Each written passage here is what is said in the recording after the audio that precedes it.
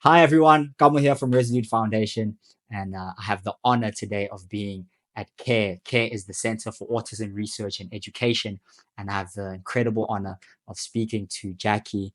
Jackie, thank you so much for your time. Just for Thank the you, folks at Carl. home, could you just jump into what you do here at C.A.R.E and what your role is specifically on a day-to-day basis? Okay, so I am the therapy director and principal of C.A.R.E. I'm also an occupational therapist. I've been in the field for many years, and we are a school and therapy center for children with autism or support needs that would fit into that autism specific intervention.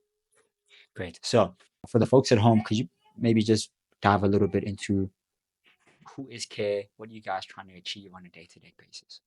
Okay, so C.A.R.E is a therapy center as well as a special school, and we provide intensive support for our children.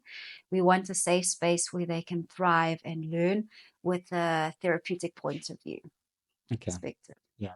And then on a day-to-day basis, what do the activities look like for the students? I think for most people like me, when I just hear center for school, or I'm just thinking there's math, there's science, there's history, there's something else. But having done the walkthrough when we first visited you guys, it was a very different setup where the learning is incredible to see, but it's not your typical classroom. Yeah, so we follow the normal school hours, but Yeah. the children have different co-curricular activities in the day which help. So they do swimming and horse riding and boxing, and a lot of therapeutic activities to support their learning. Mm. So there is intensive support for our children, and they are all on an individualized education plan. So there might be Yeah. different things that are happening within the classroom at Hmm. all times. Yeah. I remember when we first visited, and I was saying this to Lindy earlier, uh, we were almost shocked at how much the teachers are running around, but at the ratio as well. So you said you were speaking about it like intensive care. Um, I could be wrong. You can correct me on the numbers, but it was a ratio of about 60 students, 65 students to about 70, 75 educators in your Yeah, facility. Is so we that have correct? 80 students at the moment Okay. and about 70 staff. Okay, So great. it's Could you jump into why the ratios are like that? I think typically people sort of think of a classroom as one teacher, mm. 25, 30 students. Why is it formed this way for care? So we have a lot of therapists because our children receive intensive therapy. Yeah. So the therapist would have about 9 children that they would see for a few hours a week. Yeah. That's occupational therapy and speech therapy. Our class sizes are small, so there's 8 learners to a class with a teacher and sometimes 2 or 3 assistants per class. Our children require a lot of one-on-one learning support Mm. to, even though they're learning in a group at some stage in the day, they still require that one-on-one support Yeah. within the classroom setting. Yeah. One of the things I really like about care, having spoken to some of the staff and you included, was there's a constant um, uh, care, no pun intended, for the future of your students. And so there's a whole lot of classrooms that look like workplaces, that look like the home, that look like the kitchen, just prepping them for the future. Why is that such a huge part for the environment that they're working in now to look like an environment that they might be in the future? So our students struggle with generalizing skills. So the skills that they learn here, we need to generalize them into the home and then into the community. Our ideal is that our learners leave care and can go into being independent in their home environment and accessing the community as well, hopefully within the job market. Yeah. That is dependent on every child's Yeah. potential and where they're going to go in life. Yeah. Yeah, there's many discussions pertaining to changing the school environment, um, especially within your government schools. And I like the approach that CARE takes in terms of what you will do here, you could do in the work environment.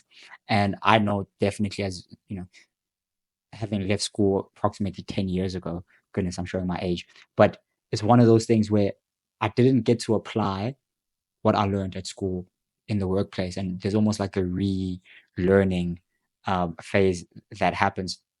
So Lindy spoke about there's a high school facility as well. Uh, is it intended to be separate from the primary? Is there no interaction between the students, or is there interaction happening on a daily There is basis? interaction, but I think the focus shifts once our children become teenagers. There's Yeah. different subjects that you have to look at and support.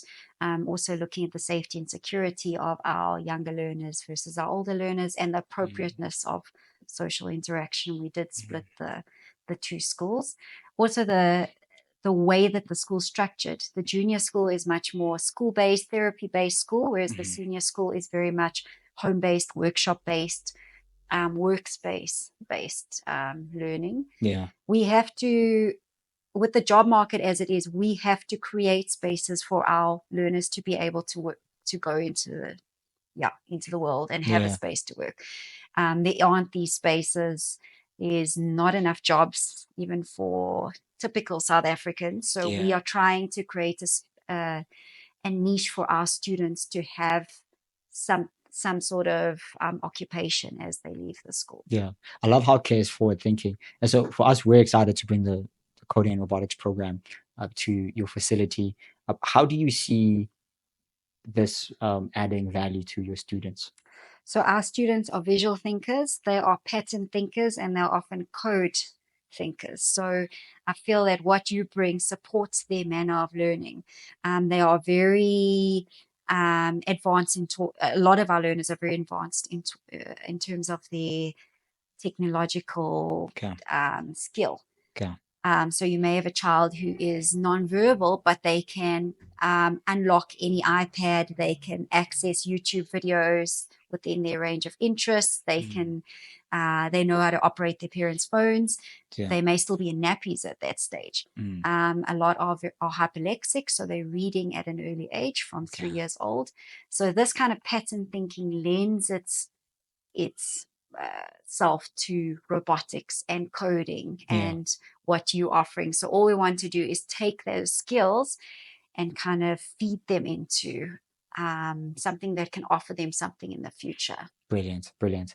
I think just in closing, Jackie, maybe you could give us and the folks at home a bit of insight into when you come across an autistic learner, what are some things that we might get wrong as people in terms of just interacting? And is there anything that we need to look out for or be cognizant of when we come across an autistic learner?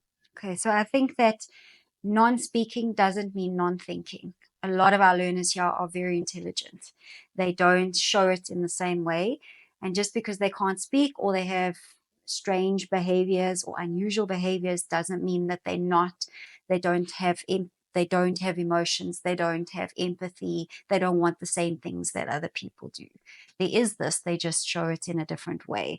So it's about how you approach the person, get to know them.